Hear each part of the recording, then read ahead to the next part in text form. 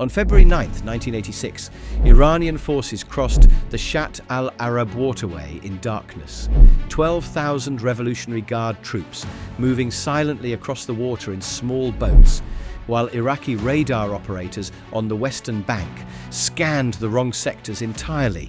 And by the time Baghdad's high command understood what was happening, the Peninsula, Iraq's only remaining outlet to the Persian Gulf, the narrow strip of territory that gave Saddam Hussein's navy any access to open water at all, had been captured in its entirety, a feat that a dozen previous Iranian offensives had failed to accomplish, and that the combined analytical consensus of both the CIA and British military intelligence had assessed as operationally impossible. Ayatollah Khomeini had been telling the world since 1982 that the Islamic Republic of Iran would fight until the Ba'athist government in Baghdad collapsed entirely,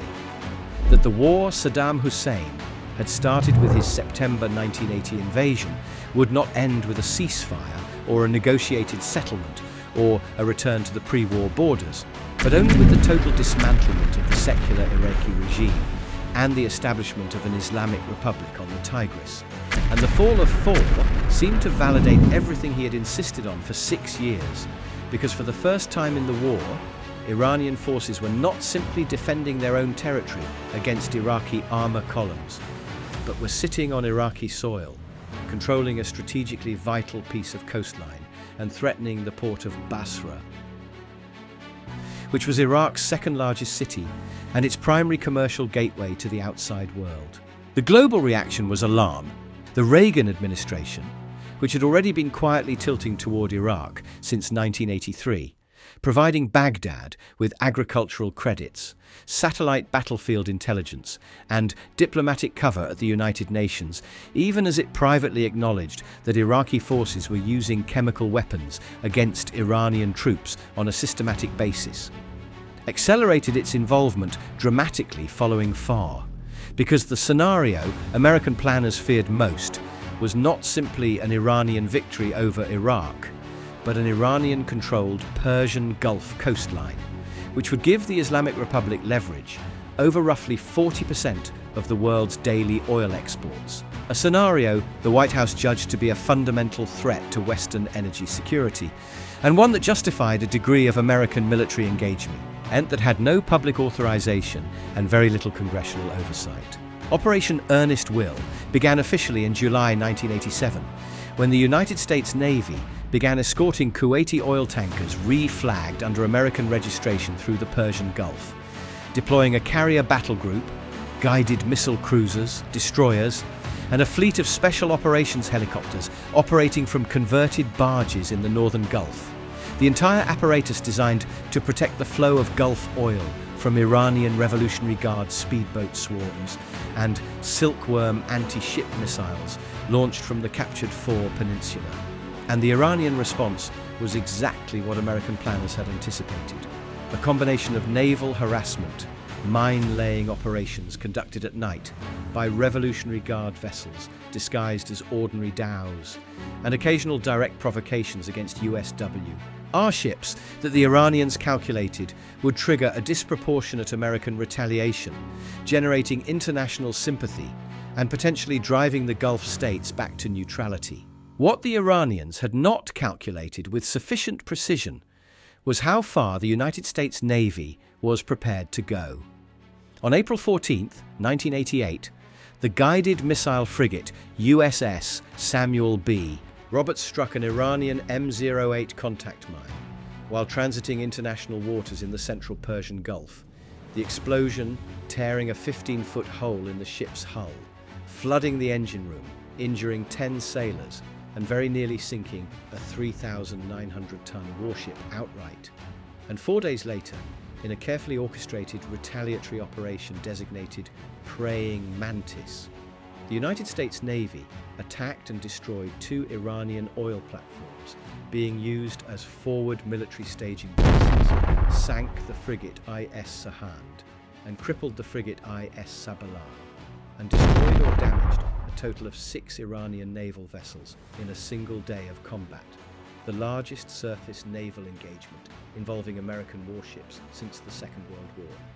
an action that effectively eliminated Iran's conventional naval capacity in the Persian Gulf in approximately 8 hours of fighting. Khomeini's commanders had spent years building the argument internally that American intervention in the Gulf would be limited, hesitant, and ultimately reversible. The same analysis that had led Iranian planners to underestimate the political will of a Reagan administration that was operating in the final year of its second term, deeply invested in ensuring that Iraq did not collapse, and willing to absorb the political and legal complexity of fighting an undeclared naval war in a region where American credibility was directly on the line. And Operation Praying Mantis destroyed that analytical framework entirely, demonstrating in a single afternoon that the United States was prepared to apply overwhelming and decisive conventional military force against Iranian assets whenever the cost be. Nefit calculation favoured it, with no apparent concern for international criticism, no extended deliberation, and no withdrawal.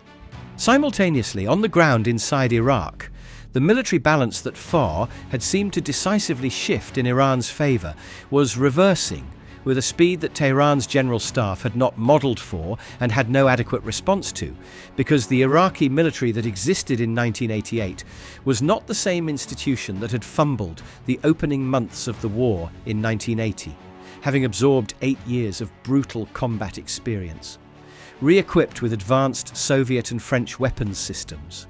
reorganised along lines recommended in part by American military advisors, and most critically, having developed a systematic willingness to deploy mustard gas and nerve agents at the operational level,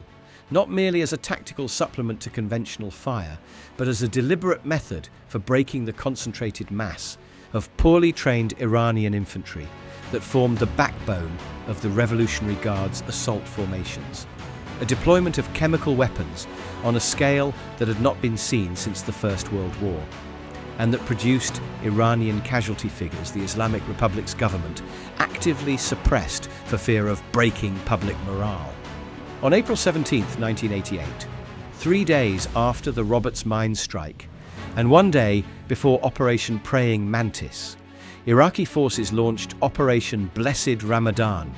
a massive combined arms assault on the Peninsula that Khomeini's commanders had held for 2 years, and within 35 hours, using coordinated armour thrusts supported by artillery delivering chemical munitions and helicopter gunships operating in close coordination with ground forces in a way that Iranian air defence was entirely unable to counter, Iraqi forces had retaken the entirety of Far,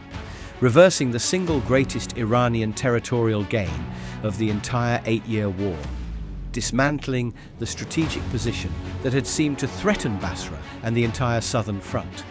and demonstrating that the attrition strategy on Khomeini had staked his credibility.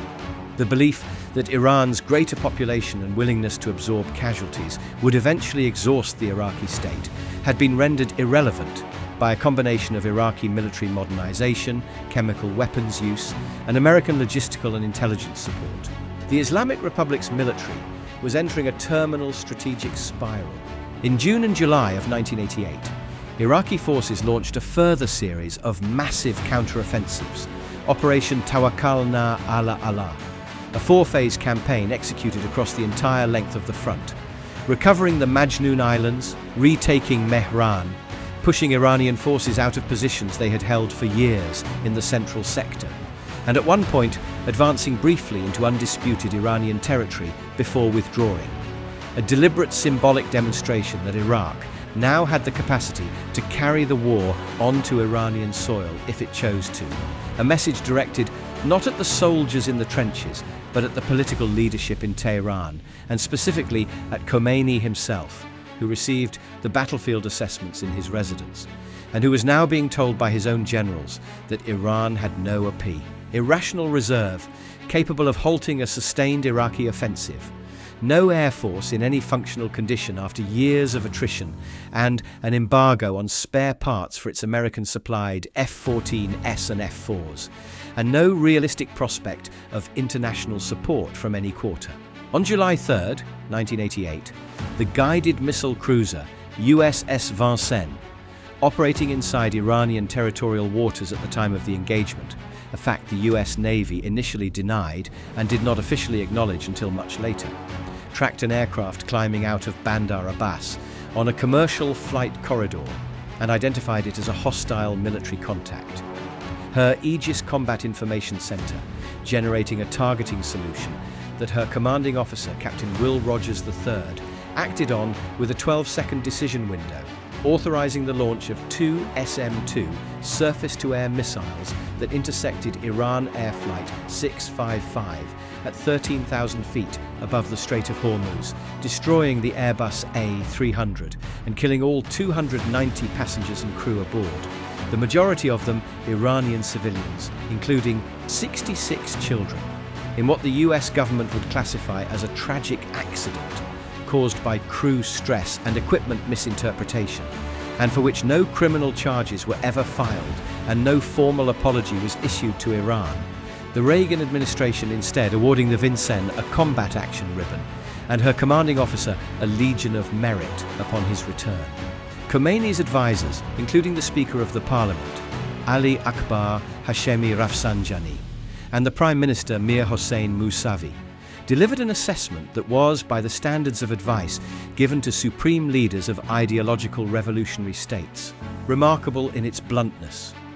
Iran was losing on every front simultaneously. Its economy was in collapse under the weight of 8 years of war spending and international sanctions. Its military was being outfought on the ground and outgunned at sea. The United States had demonstrated both the willingness and the capacity to directly destroy Iranian military assets without consequence, and there was now no realistic scenario in which continued fighting produced an outcome other than the further systematic destruction of Iranian military, air capability, and potentially a direct American military assault on Iranian territory, a scenario for which Iran had no credible deterrent and no allied patron willing to intervene on its behalf. On July 18, 1988, 15 days after the destruction of Flight 655, the Islamic Republic of Iran formally notified the United Nations Secretary-General Javier Pérez de Cuellar that it was accepting United Nations Security Council Resolution 598, the ceasefire resolution that had been on the table since July 1987, and that Khomeini had rejected repeatedly and categorically. And in a radio broadcast to the Iranian people the following day, the Ayatollah described the decision using a formulation that entered the historical record as one of the most extraordinary statements any revolutionary leader had ever made about the failure of his own strategic vision, saying that accepting the resolution was more deadly for him than taking poison, that he was drinking the cup of poison, but that he was doing it in the interests of God and Islam, and in deference to the judgment of those around him who had concluded that continuing was no longer possible. The war ended on August 20th, 1988, with the borders exactly where they had been on September 22nd, 1980, when Iraq launched its initial invasion. No territory had changed hands permanently. The Shatt al-Arab waterway, the original object of Saddam Hussein's territorial ambitions, and the nominal trigger for 8 years of conflict that killed between 500,000 and 1 million people and wounded several million more, remained disputed, its status unresolved in the ceasefire agreement, subject to further negotiation that never meaningfully occurred, a body of water that two nations had bled entire generations to control,